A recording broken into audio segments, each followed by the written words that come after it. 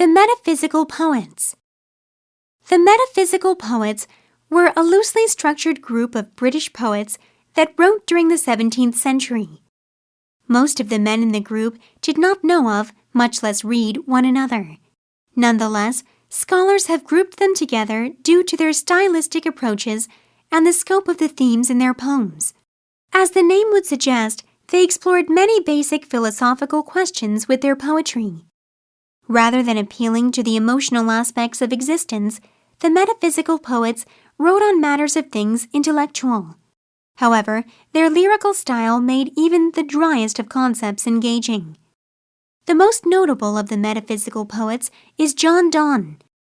Donne's poetry is recognized especially for its vivid language and liberal use of clever rhetorical devices. Found throughout his verses are a number of brilliant metaphors, subtle puns, and interesting paradoxes. Much of his work employs irony as well, and reflects his cynical attitude towards human emotions. Rather than focusing on romanticized emotions, he wrote on a number of deeper, more abstract ideas surrounding love, death, and religion. In spite of the lofty, disengaged subjects of his poetry, however, Donne's writing was inextricably linked with his life. Following a timeline, one can identify profound moments when events affected the subject of his poetry. Early on, when he was single and courting, love was a central theme throughout Donne's poetry.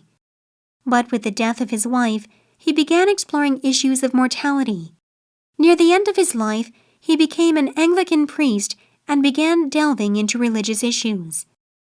Another of the metaphysical poets, Andrew Marvell, was the son of an Anglican clergyman. Marvell wrote lyric poetry concerning a number of issues surrounding the relationship of the body with the soul. In the poem A Dialogue Between the Soul and Body, he lays out a conversation between the body and soul which manages to retain a poetic sense of style but addresses a number of deeper, more technical philosophical issues. Likewise, another one of the metaphysical poets, George Herbert, wrote on a number of issues relevant to religion. Herbert's poetry was no doubt informed and driven by his position as a priest, but his works affected other metaphysical poets outside of the priesthood.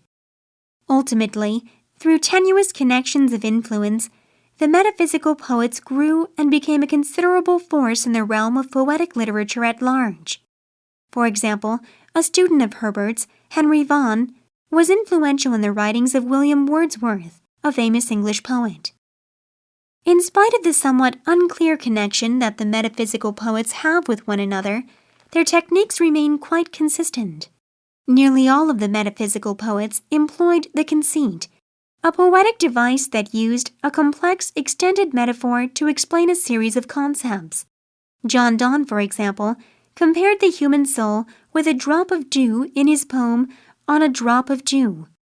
The metaphor would not be employed in a single line, but would usually become the dominant theme of the entire poem.